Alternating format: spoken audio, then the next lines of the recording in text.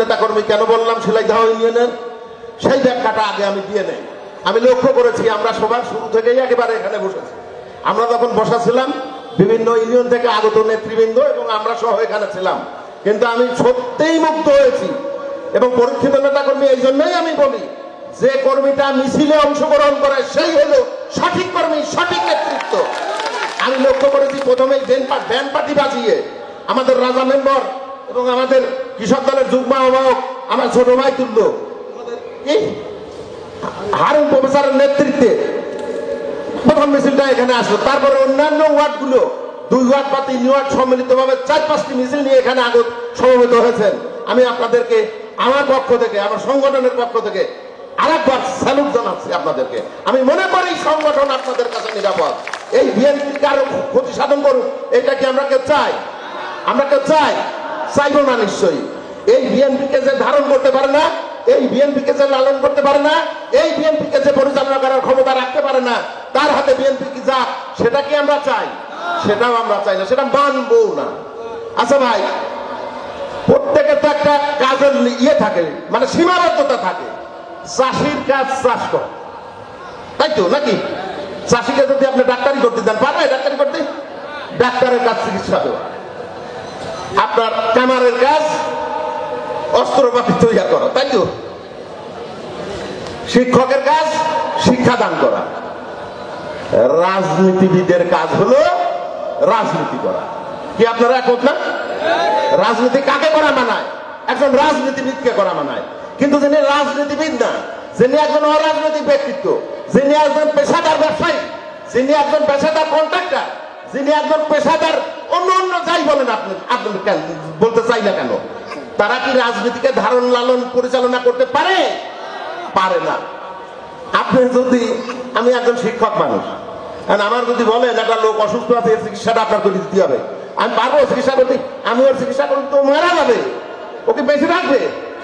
তাহলে একজন অরাজনৈতিক ব্যক্তির হাতে যদি এই সংগঠনের দায়িত্ব দেওয়া যায়, সংগঠনকে সে মেরে ফেলবে, সংগঠনকে সে খুন করবে, ঠিক কিনা? তাহলে রাজনীতি করার শখ হয়েছে, আসেন রাজনীতি করি, আমরা একসাথেই করি রাজনীতি, কোনো সমস্যা নাই। কিন্তু আপনি আসেই আগারটা নেবেন, তা কোনোদিন খোকসা কুমারখালীর মানুষ হতে দেবে না। খোকসা কুমারখালীর মানুষ এত বোকা না। আমরা বিগত 17টি বছর, আমার পূর্বের সমস্ত বক্তা বলেছেন, বিগত 17টি বছর আমরা যাকে কেন্দ্র করে রাজনীতি করি, যার নেতৃত্বে কুষ্টিয়া জেলা বিএনপি আজকে এই পর্যন্ত এসেছে, খোকসা কুমারখালীর উন্নয়ন নিশ্চিত হয়েছে, সেই নেতা সৈয়দ মেহেদী আহমেদ রুমি। এ ব্যাপারে আমাদের কারো কোনো দ্বিধা আছে? আমাদের কারো কোনো দ্বিধা নাই। আমার নবাব ভাই বলেছেন, খুব সুন্দর বক্তব্য। আমার ওই যে খন্দকার আলমগীর ভাই বলেছেন, খুব সুন্দর বক্তব্য। তাদের দুজনের বক্তব্যের পর আর আমাদের কাছে নতুন করে বোঝানোর থাকে না। তারপরেও আমি বলতে চাই আপনাদের, কুমারখালী খোকসা 2টা উপজেলা নিয়ে আমাদের নির্বাচনী আসন।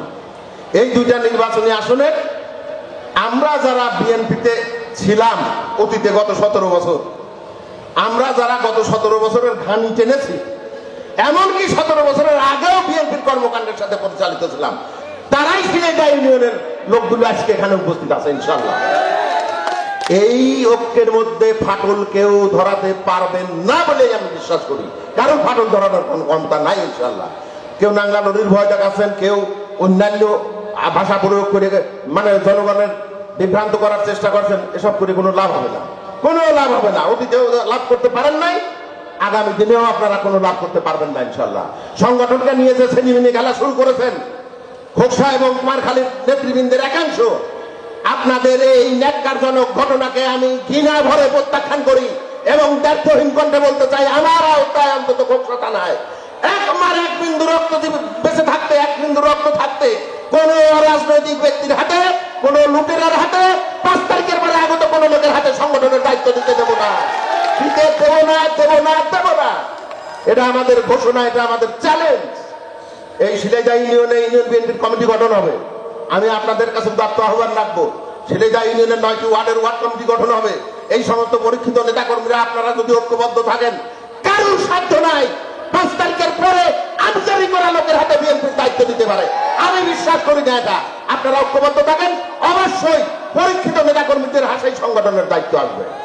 প্রিয় উপস্থিতি, আমি বক্তব্য বেশি বাড়াবো না, আমার পরে বক্তব্য দেবেন আরো কয়েকজন, বোধহয় তিনজন। মেহেদী ভাই বক্তব্য দেবো, তার একটু বেশি সময় দিতে হবে। তো আমি বক্তব্য আর না বাড়িয়ে শুধু আপনাদের কাছে একটি কথা বলতে চাই। বিগত দিনে আমার এই নির্বাচনী এলাকায় আমাদের বয়স একেবারে কম না, আমাদের বয়স 65 বছর। আমার প্রিয় নেতার সাথে রাজনীতির বয়স আমাদের প্রায় 40 বছর। তার হাত ধরেই বিএনপিতে আমাদের আগমন। আমরা ঘর বদলাই নাই, আমরা এক জায়গায় আছি।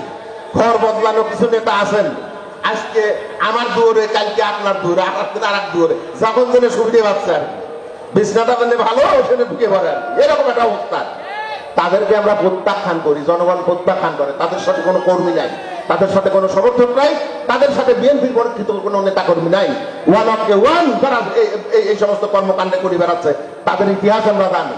তো আমি শুধু যেটা বলতে চাচ্ছিলাম সেটা হলো এই মেহেদী রুমির নেতৃত্বে বিগত দিনে শিক্ষা, স্বাস্থ্য, চিকিৎসা, যোগাযোগ, অন্তত এই 4টি ব্যবস্থা আমূল পরিবর্তন ঘটিয়েছেন উনি। ওনার সংসদীয় পাওয়ার যে 2টা টার্ম হোল্ড করেছেন, সেই 2টা টার্মের মধ্যে আমরা তারও আগে যদি একটু স্মরণ করতে চাই, আমরা তার নেতা, তার পিতা, প্রয়াত পিতা, তিনি আমাদের শ্রদ্ধাভাজন নেতা।